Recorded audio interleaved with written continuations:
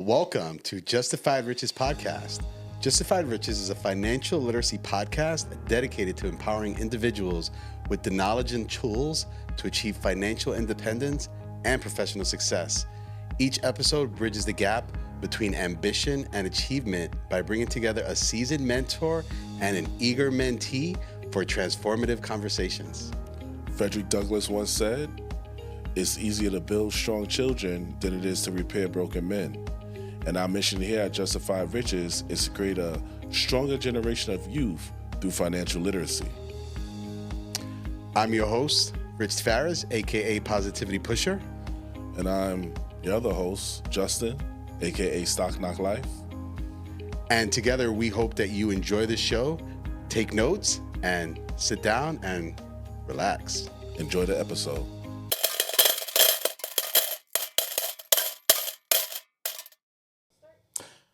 All right, so we are here yet again for another episode of Justified Riches. I am your co-host, Rich Tavarez, aka Positivity Pusher, and my co-host.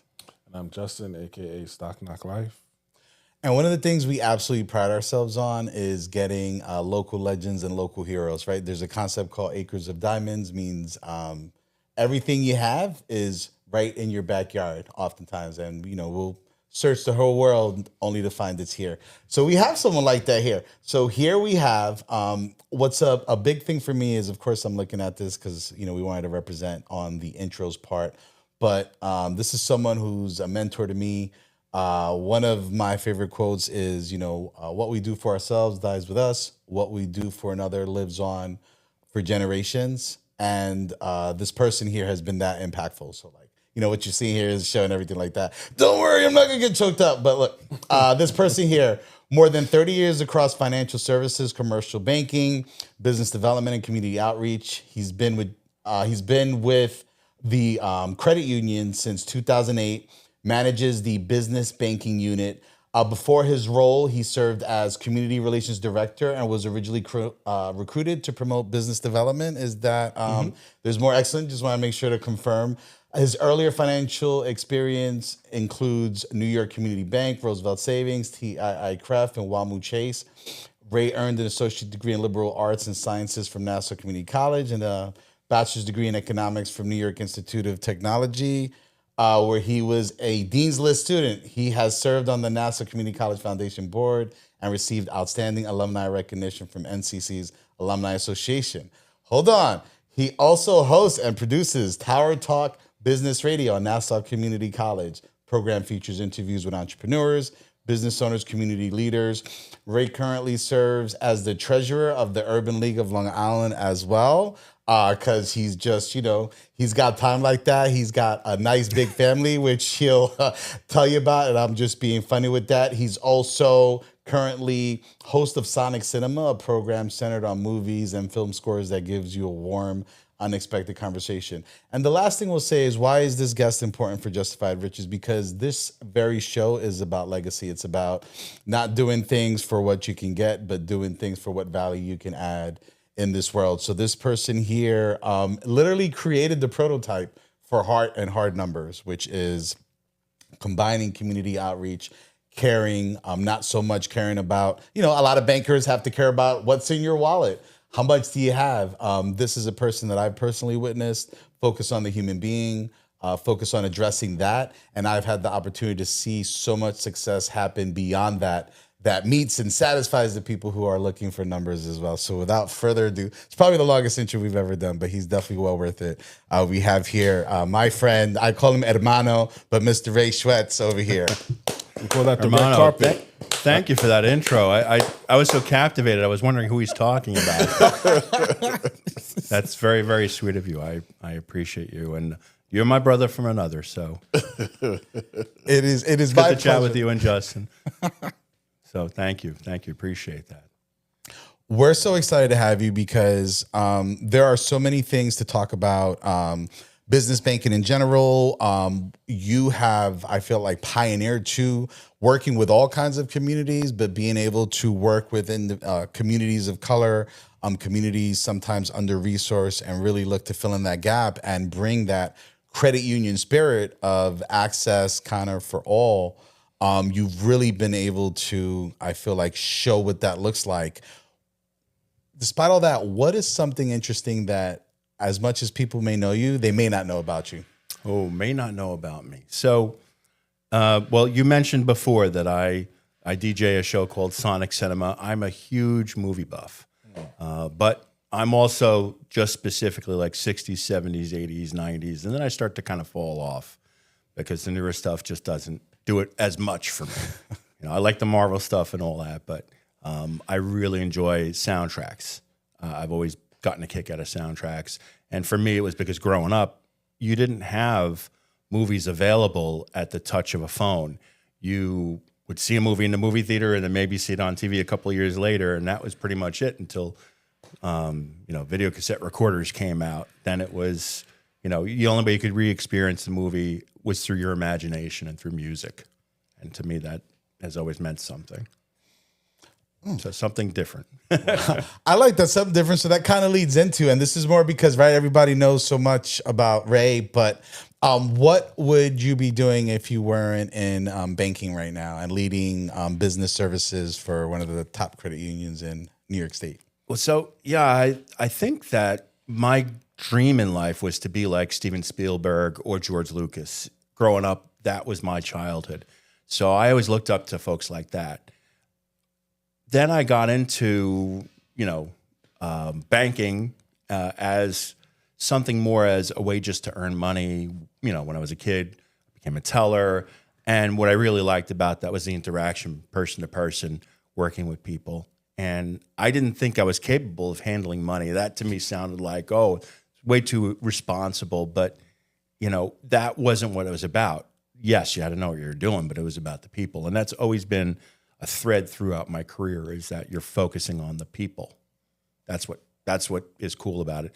The other thing too is that even though I'm not Steven Spielberg, and nor will I ever be Steven Spielberg, I still get to live my dream in doing what I do with business banking, because you can be creative in what you do. You can still make your dreams come true. The fact that I'm DJing a radio show about movies is not something I ever thought I would do, and here I am doing it, and it's all because of the connections I've made through my career. And then I get to interview filmmakers on Tower Talk. I interview business leaders, community leaders, all kinds of businesses. So I've interviewed filmmakers, and so I still get to live that out, even though I'm not making, E.T. 2. Star Wars 14. Star Wars 14, yeah. I felt like you had a question. I'm sorry. I felt like Justin was waiting for a question. Well, hey, maybe with AI, I'll be able to make Star Wars 14. Oh, we could, right? You never Absolutely. know. With AI, you can. I was just so interested, sometimes my ADHD brain works. The cinema that you was talking about, I was just visualizing it in my head. So it's a radio. You do it's a podcast or radio station? So it's a radio show. Because of music rights, I can't release a podcast version. Okay. But it's on every Sunday night, 7 p.m. Eastern Standard Time. I'm just very intrigued. On iHeart. I'm on. I have to check this out. Yeah, absolutely. The names you mentioned, I'm like a big sci-fi guy. Oh, well, then this is right up your alley. The first movie I saw was Back to the Future. Was 2? All right, now 2 you make came me out in feel '89, I believe. Yes. Right? So yes. So that was the first movie. I was about 6 years old. And I remember it. And we were like 10 minutes late to the movie theater, but that's the first memory I had. And then I saw the trilogy from there. And then I got into Star Wars. And my father always watched Star Trek. So to this day, I'm a big sci-fi guy. I'm very creative. To me, the first memory I have of a movie, the first movie I saw was Monty Python and the Holy Grail. And I was in a drive-in, Westbury Drive-in, I believe. My parents took me, and I was too young to really remember. But the first movie I remember seeing was Star Wars, 1977. I was 7 years old. I'm laying down on the top of a station wagon, Gran Torino station wagon, 1970 some model, and I'm in a blanket, and I'm looking up in the stars, and the ships are in front of me. Wow. And I'm seeing it as if it's happening in space in front of me. And as a kid, that just blew my mind. And I thought, what an experience. And I've always been a movie buff since. Wow. Yeah, it definitely influenced me. Thank you. Yeah, so I was more. We were both intrigued. I was very intrigued. I'm like, the Sonic Cinema is a movie without a movie. So Okay. it's the movie in your mind because you're listening to the music and then you start picturing cinematically. got you. Or at least that's what happens with me. Yeah, I've gotten feedback. Folks like it. It's every week is a themed week. So last week was summer covers. So I did summer movies, and there were pop songs from summer movies that were very popular and covered by other artists. Okay. So I get as creative a niche as I possibly can. Something different every week. That's dope. You leaned into your passion, which is Yes. something that a lot of people don't do, but leaning into your passion led to other opportunities. And like you said, you're still kind of living out your dream because you're still, you're able to meet and interview some of these people who make movies, and that's fantastic, man. Whether you like it or not, your passions come out. If you suppress it, you're just not being your best self. Right. God made you. You're unique. There's nobody else like you on earth. You have to be true to yourself. And if you try to suppress it, it's gonna come out. And that's what I found with me in my career in banking is that as much as, yes, I'm doing the banking work and I'm certainly creative and strategic about that. And I make a lot of friends while I'm out in the community and I make a lot of connections. And I'm able to recognize this person could help this person. This would be mutually beneficial. And I make sure that happens, irregardless of the outcome for me. Right. Because my thought is by doing the right thing by these people, they will benefit. And then at some point there'll be business and that will be brought back to me. And that seems to have always worked. And it's because of my passion for, working with people that as much as you would think that you're suppressing that to do banking. Well, no, you can be very creative in anything you do. And I've been very lucky that I've been able to channel that into, my passions for nonprofits. A lot of the nonprofits I work with I experienced them first person. I was there either interviewing somebody on the radio show or I met them through the Imagine Awards. I'm very involved with the Long Island Imagine Awards. Shout out. I interview CEOs to potentially get them the prizes at the Imagine Awards, and you can't help but fall in love with their mission. So that passion comes through, whether I like it or not, and you wind up working in that industry. And when you're working with folks in the nonprofit sector, it's it's an area that really needs the help, and they appreciate you. And whether it's boots on the ground at an event, or you're helping them strategically figure out their finances, or making introductions that help them, when you do that, they recognize it. It makes an impact in the community. It makes the world a better place. And P.S., I'm doing this in front of attorneys, accountants, other business owners, and they go, "Ray's a pretty good guy. What can I do to help Ray?" And I get business from it. And that has served me very well in a 17-year career at the credit union and a 30-year career in finances. I always found that when I focused on my passions, that came through and it was genuine and authentic, and people will gravitate towards that. Wow. Like I didn't start leaning into my passion until I say maybe like 10 years ago. So I teach high school students, licensed in general education and students with disabilities, and I started to have a passion for financial literacy, just understanding money better. Mm-hmm. Because I started to realize like the money that I made when I was 18, right? My income started to grow, and I was still broke. Mm-hmm. I said, how's this possible? I'm making 2-3 times as much as I made, and there's nothing to show for it. And I just started to just educate myself. I read about 40 financial books, took a couple classes, just basic, economic classes, just to sharpen up my skills when it came to financial literacy. And then now, met Rich, a while back. We both kind of had the same passion. So I said, you know what, we're just going to lean into it. I'm just going to, everything financial literacy. Then I asked my school, I said, listen, I want to teach a financial literacy class. And they saw how passionate I was about it. They said, go ahead, you got it. And I've been teaching financial literacy for the last 6 years. And that's very impactful. And you're in the trenches doing that. Yeah. You know, that's something where you're making a difference individually. If you help one person with their finances and better their lives, it's all worth it. So, because I know Ray, and I feel like there's definitely some things that our young audience members, because think about this like a masterclass in like people relations and human relations. Like you're seeing someone who's just really, really good. It doesn't mean that he gets along with everybody gets along with him. You know, like it's more about how to flow and how to embrace people. So, Ray, if you were especially for our young people, what are 2 to 3 strategies for connecting with human beings? Like what are like you have a mode, you have an operation of whether it's, you know, your team around you, whether it's community members, and I've got to see you on the scenes, behind the scenes. So I know it's not like just a public persona. It's really who you are through and through. So what are 2 to 3 strategies that you would give to young people, especially now more than ever, about connecting with human beings and how important that is, whether it's personally or business? Well, I think number one is always focus on what's going on around you and what's going on with the person in front of you. To me, when I meet people at networking events, I'm not there to spread 30 cards throughout the event and meet as many people as possible. To me, it's about, I'm going to make 1 or 2 really good connections. I'm going to speak to somebody.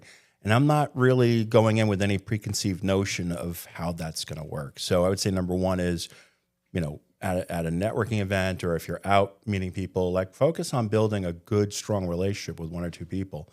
You don't have to know 1 million people. If you know, everybody's so focused on the number of followers you have. And I guess, yes, there's a certain degree of monetizing that and all, but if you have a close circle of 6 to 8 really good friends, you're in a good spot. You got a good support system. There's so much focus nowadays on being independent and being able to do things yourself. And yes, I think that capability is important. And I think that effort is important. And I think that you got to put your heart in things. But I also think you can't forget there are people around you who love you and support you. And don't be afraid to ask them questions. Don't be afraid to lean on them. That's what we're all here for. We're all in this together, regardless of what we look like, what social status, what economic status. We're all in this together. So when you make that connection, don't be afraid to rely on it and trust it. So that would be, I would say, the major things. The other thing, too, is I would say that focus on your own backyard. We were talking about this before the show. I just feel like folks are so worried about these big issues. And yes, they're concerning. And at the end of the day, if you really focus on your efforts on that and your brain energy on that, it's a lot of negativity. And what are you really going to do in life? How are you going to impact that big situation? You're probably not. But if you focus on your own backyard, you focus on the people around you, yes, you can make a difference. You know, look locally for charities that, you know, are in your area and support them. You know, show up and volunteer. Just show up. It's amazing what a difference that can make, what an impact that can make. And that has a ripple effect. And that ripple effect is what's felt. If everybody did that, imagine what the world would be like. The last thing I would say is everyone's focused on the the technology revolution, AI, and I think that stuff is really cool. I really enjoy it. And I'm diving all in. However, that never replaces the human experience. I got my job at the credit union I work at by walking in and asking if they had a position. That's how I got it. I walked in. Young people, listen. And they, you know, I just said, hey, you know, it'd be great working here. Do you have positions that are open? And they're, well, yeah, I think so. And I was like, well, I do business work. I don't know if you guys do business work. Well, yes, we do. But, you know, we need to speak with somebody about that. You know, it's not really working. And I was like, I got my resume in the car. And I got the interview on the spot. And I got the job. And that was 17 years ago. My daughter, she's wow. She's with CUNY Queens College. She went to a seminar in the city and talked to the guy who, you know, was giving the seminar. A lot of the kids were sitting there on their phones, parents too, and weren't asking questions, weren't engaging anything. She went up and introduced herself to the professor afterwards, asked a few questions, and then followed up with him. And then guess what? She got a free ride to Queens College. Now, I'm not saying that it was because of that conversation. I'm sure that didn't hurt. Wow. It ties into one of my many favorite quotes, quote unquote luck. Luck is when opportunity meets preparation. All right. So that's something that I'm sure you've prepared her for, which is excellent. Which is something I wanted to ask you, because we're challenge you with these. How many daughters do you have? I have 3 daughters. 3 daughters, beautiful, and 1 bathroom. Woo-hoo. 3 daughters, 1 bathroom. Sounds like I'm one up on you. 4 daughters. Okay. How many bathrooms do you have? Well, technically 1. Oh, okay. No, technically 2, but really 1, because grandma's downstairs. Oh, okay. Bathroom. So emergencies, they could use the Yeah, that doesn't count. No, you're in my world. Yeah, we're in the same Yes. world, man. Yes, sir. It's a struggle. the bathroom struggle. Oh my god. Yeah. I have 2 daughters, and that is that is an adventure. What are 2 things that if your daughters were here would say that throughout their life they've heard you say all the time? You probably have like 1 or 2 mantras that are like, oh man, Dad is always saying this. Oh, I'm on the spot, so I'm not sure if I'm going to remember them right. All right. But I'll do my best. So this is kind of funny. I don't know where it fits in with things, but they always tell me things like, I'll be doing 10 things, and they'll say, Dad, tomorrow I need to wake up by 8 o'clock in the morning because I got this, that, and the other thing. And I'm like, I'm never going to remember. I know you need me to remember. Write it on a note and paste it on the coffee machine, because the first thing I do in the morning is I walk to that coffee machine.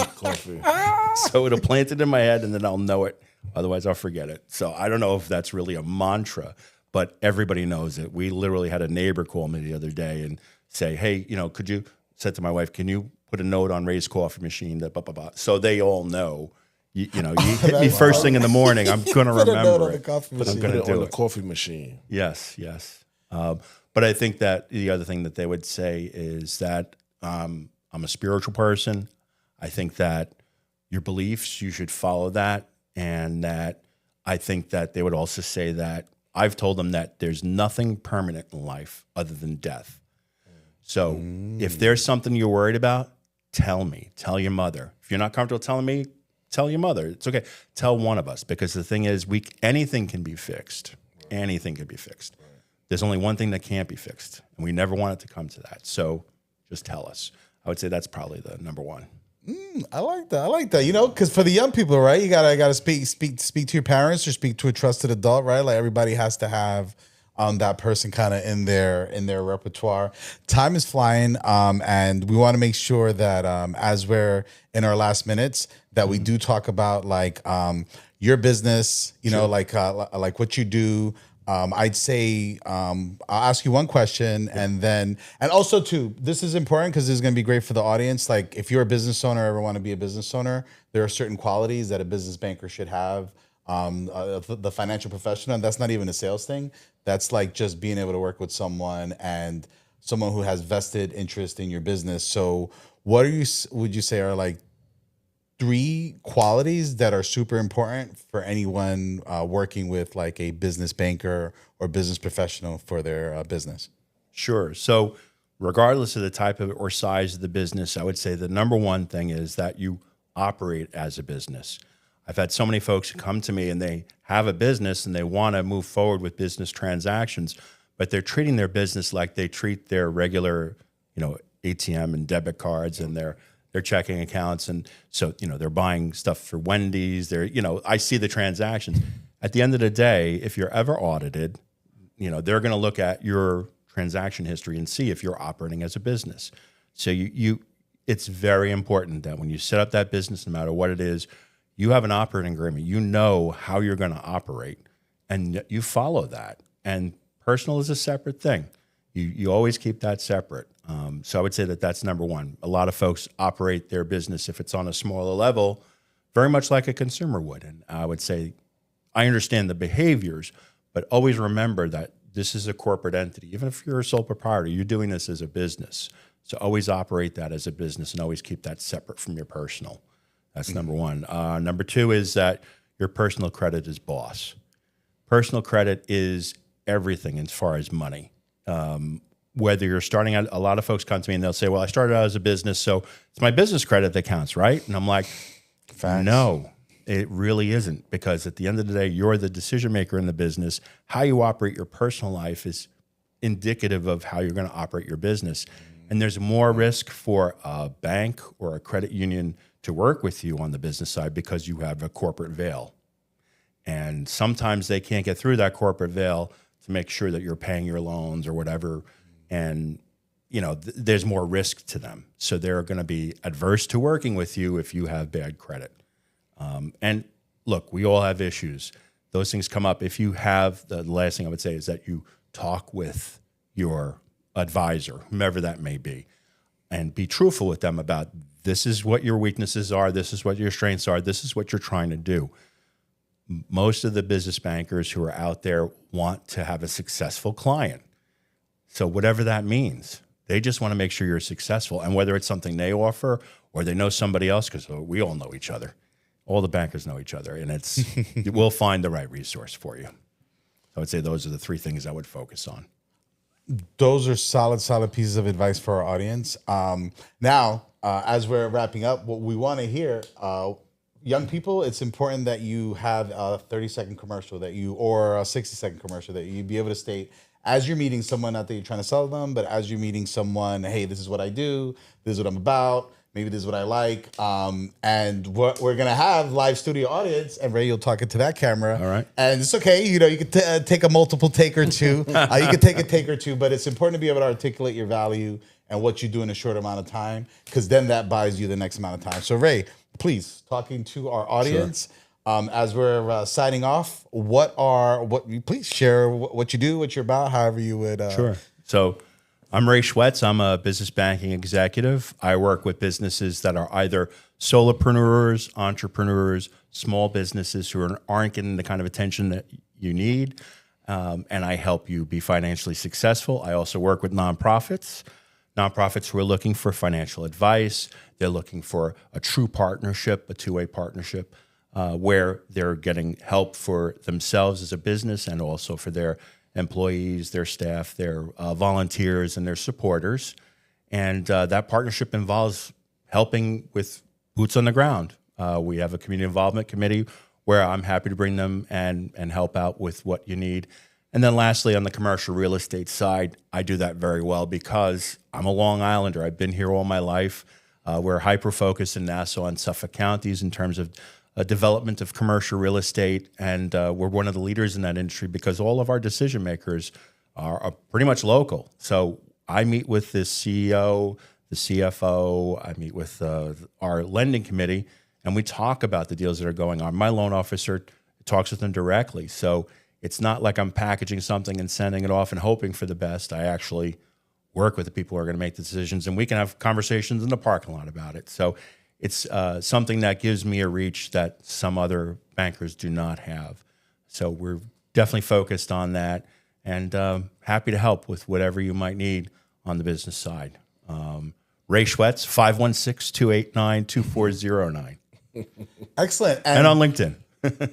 Oh, yes, please. We're on LinkedIn. Yeah. And on LinkedIn. I have a presence on LinkedIn, so you can find me there. Ray Schwetz, SCHWETZ. LinkedIn, very important for talking about who you are and what you do. And the last thing we'll end with is also part of your commercial, or depending on how much time you have, right? Because it's a short window. What would you say, and you'll talk there, what are 1 to 2 things that your top clients who've been with you for so long would say about you, why they do business with you? So folks do business with me because, one, I'll pick up the phone. Even if I'm a little late in responding, I accept texts. I run the business banking unit for Jovia. And I still pick up the phone. I still respond to texts, and not always quickly, but yes, I will always do that. It's amazing how many folks do not pick up the phone and do not answer calls. And I've gotten so much business out of doing that. The other thing, too, is that I'm extremely well connected. Doing this for 30 years, I know the players in various industries, and I'm happy to make those connections for you to help you be successful. Excellent. Justin, anything you wanted to leave the audience I'm with? still stuck on the cinema radio. Cinema radio. He's in the movie without the movie. He's got the Star Wars theme in his head. Yeah, we got to get down there. We got to jump in on that. We got in the business radio too. I'm very interested just to see how all that works. Like I said, Well, have you come down? Yeah, definitely appreciate you coming on the show. Yeah. And shout out to 90.3 WHPC, Long Island's best radio, Nassau Community College. Yes. Any other shout outs you want to Thank you to my wife for all your support. I love you. Always gotta thank the missus. Ladies and gentlemen, as we're wrapping up, definitely check out Ray Schwetz. And thank you again. We went over, we jumped all over the place. Business banking, pursuing your passions, what you should look for in a business banker, and just overall why it's still important in the age of AI to connect with human beings and how that ties into your financial longevity and success connecting with human beings. Thank you so much again, and signing off there. All right. Oh. Yep. We got. Oh, yeah, the hug. The hug? Yeah, we always end with a hug over here. So, all right, brother. Thank you. Hermano. All right.